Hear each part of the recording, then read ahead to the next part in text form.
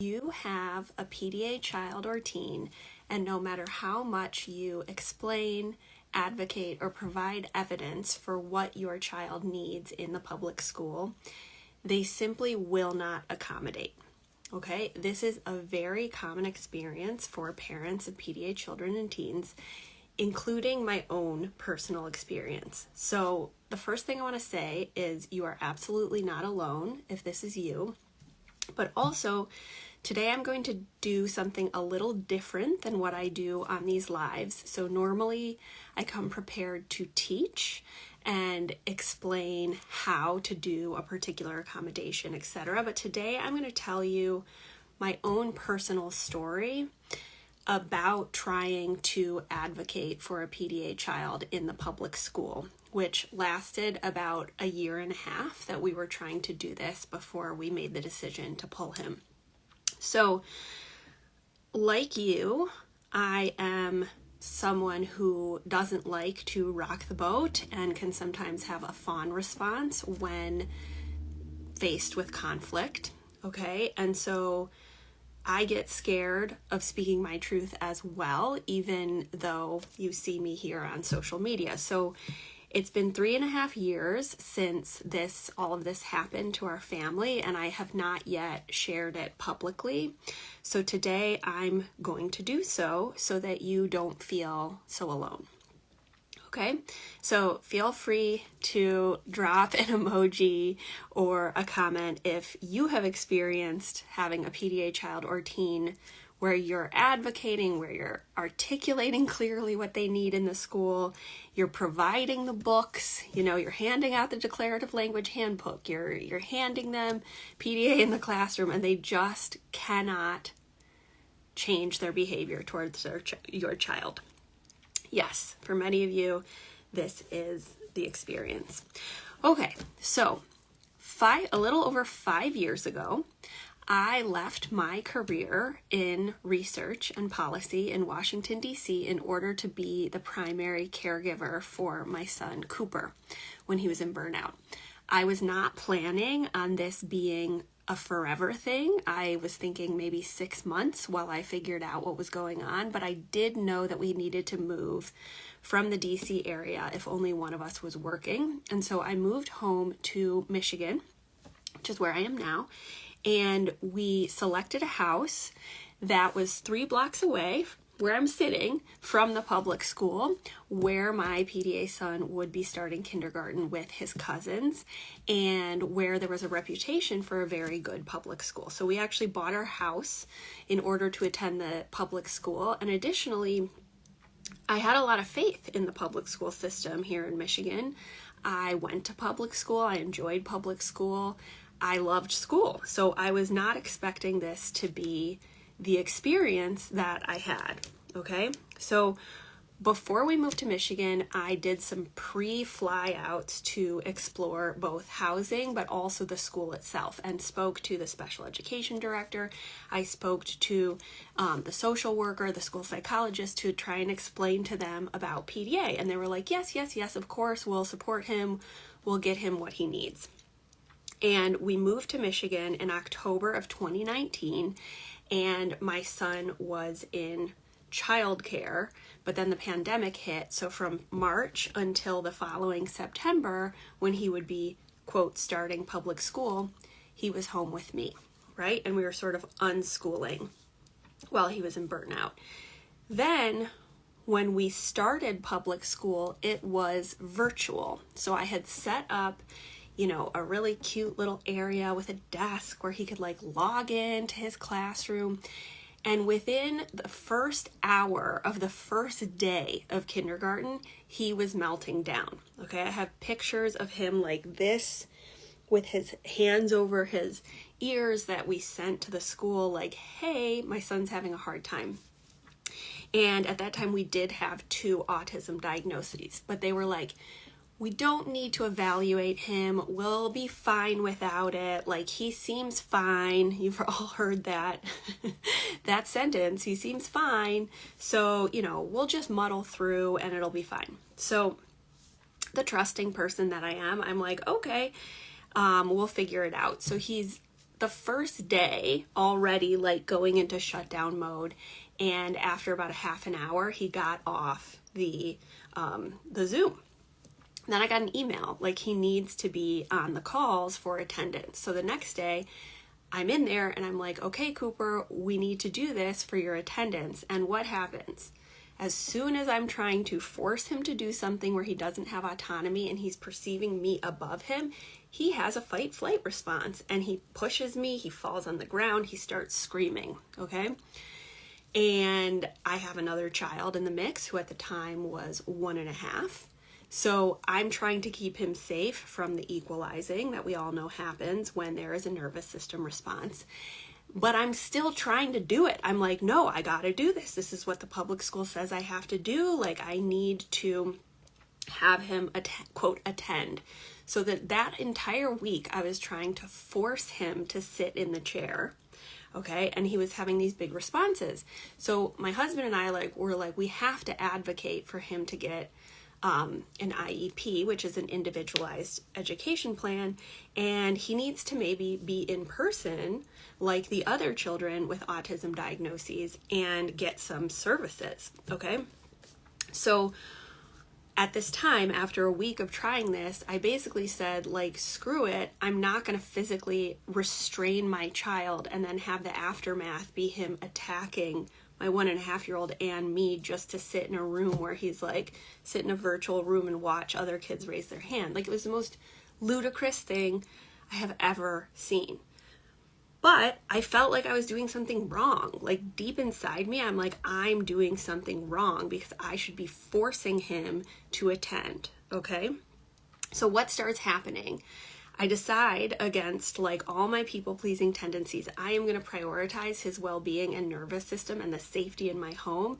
And I'm just going to like not make him do this, right? But then I start getting daily phone calls from the public school about his attendance, okay? So they're starting to lay the groundwork to like intimidate me with tardiness and what was the word they used?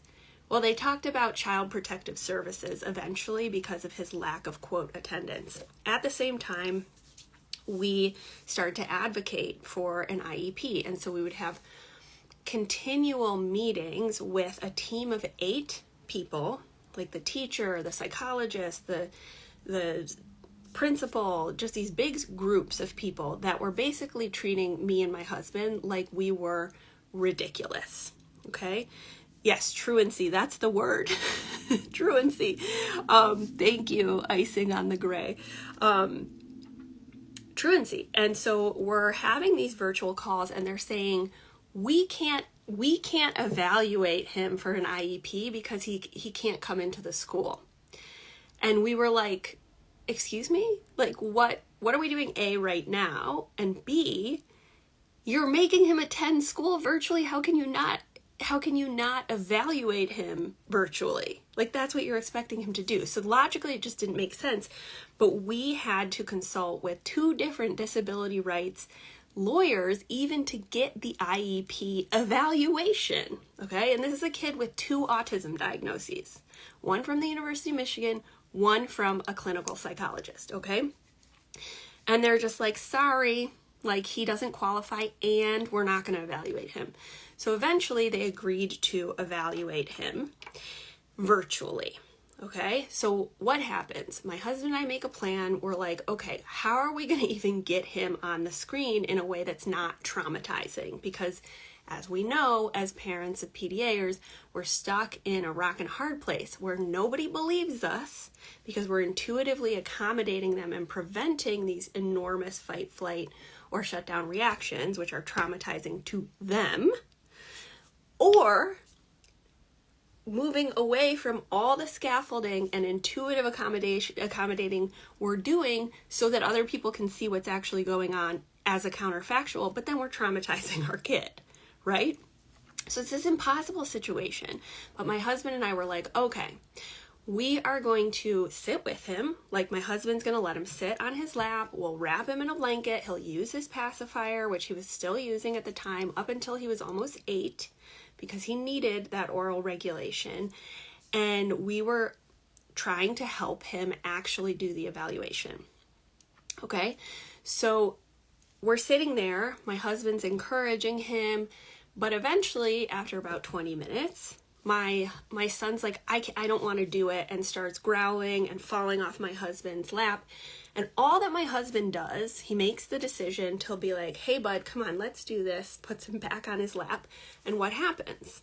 We know what happens, right? What's going on in that survival brain? Anytime there's a loss of autonomy, of movement, of what they're doing, of my husband being like dominant over him, of like, no, you have to sit, he has a full-on panic attack, okay, on the virtual call. The next day, we get our rejected IEP saying in the writing of the IEP that the parents intentionally caused the meltdown, okay? So they blamed us in writing in the IEP. My husband and I were stunned. We were just like, what is happening? Okay. I have worked in academia. I've worked in public policy. My husband was a journalist and worked in local government for 10 years. And both of us were very trusting of the institutions that we were interacting with. Okay. So we were just stunned. So what we did sign the IEP, but we wrote in it that we disagreed with the characterization of it, okay? So basically for the rest of the year, we muddled through where I would get daily calls about truancy, and I would call back and leave a message. I refused to unenroll him. I would call back and say, my son has a disability. He cannot access online schooling.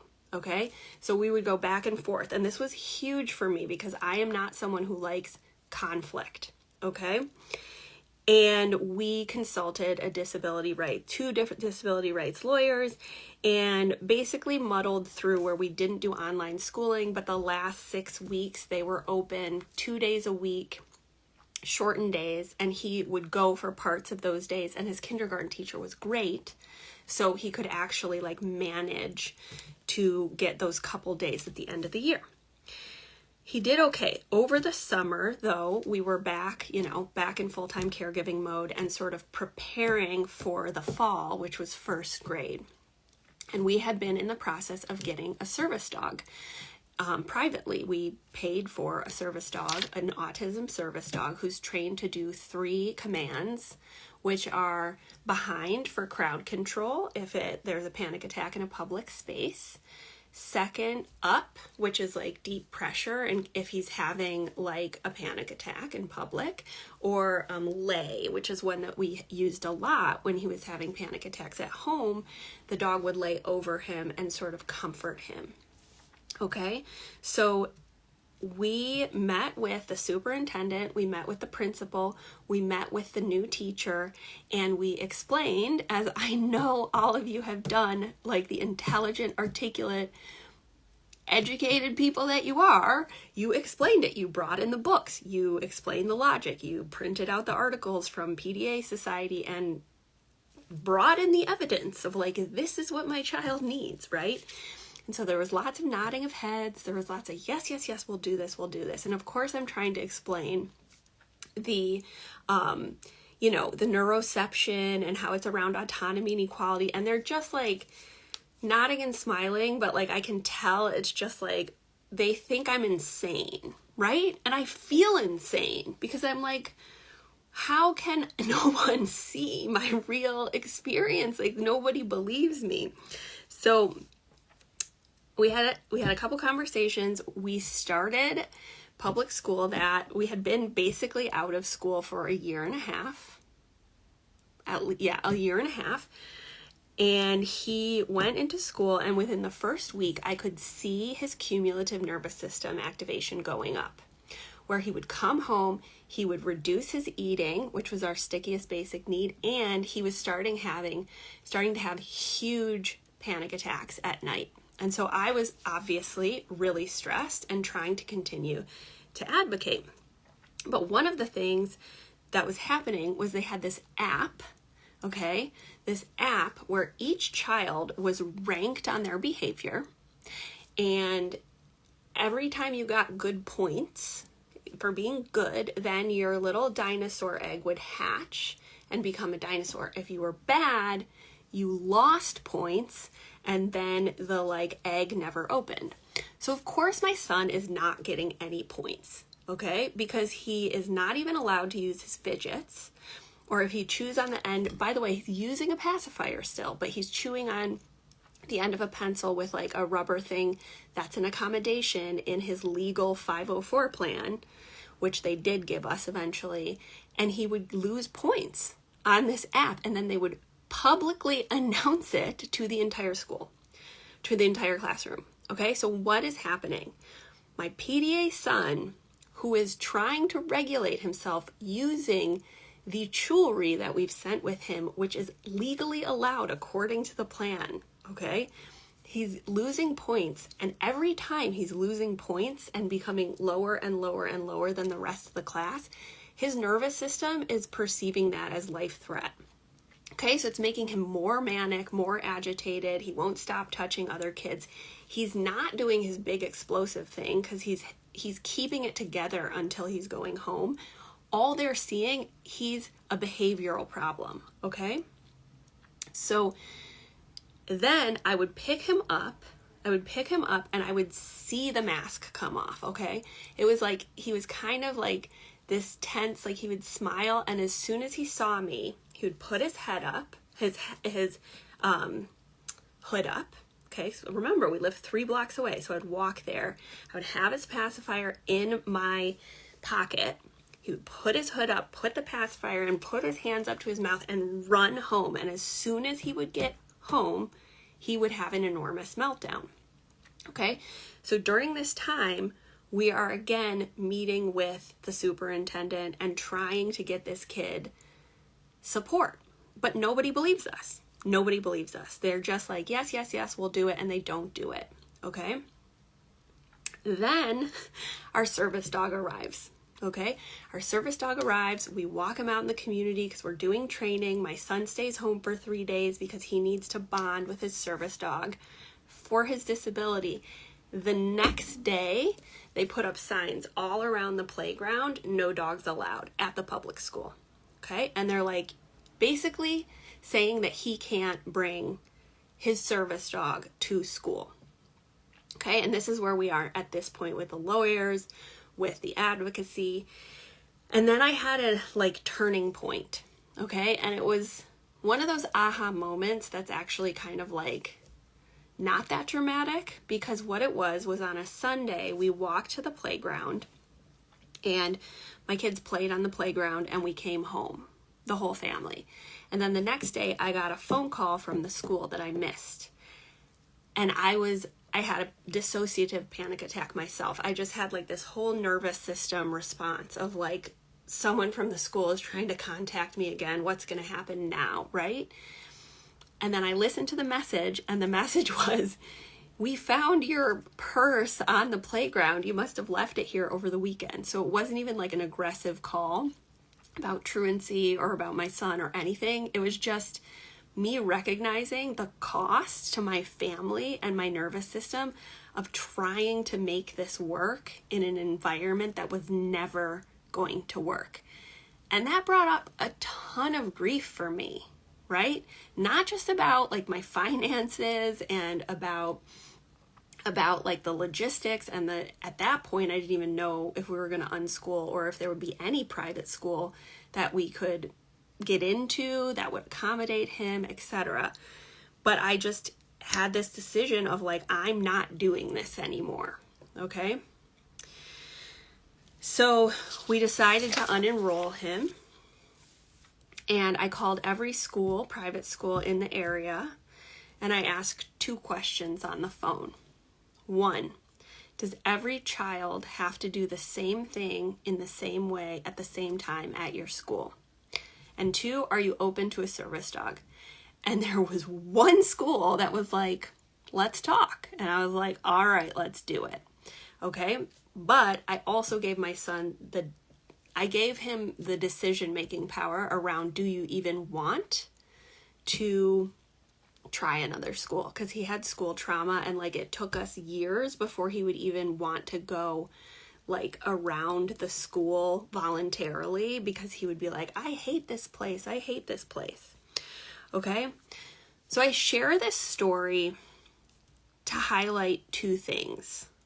The first is, and I think this is most important, like if you're listening to this, to realize like this is not you. Okay? This is not because you're not smart enough, or because you're not articulating it right, or because you didn't give the right peer-reviewed journal article, or because there's something you're doing wrong. Okay? So that is what I would say to you.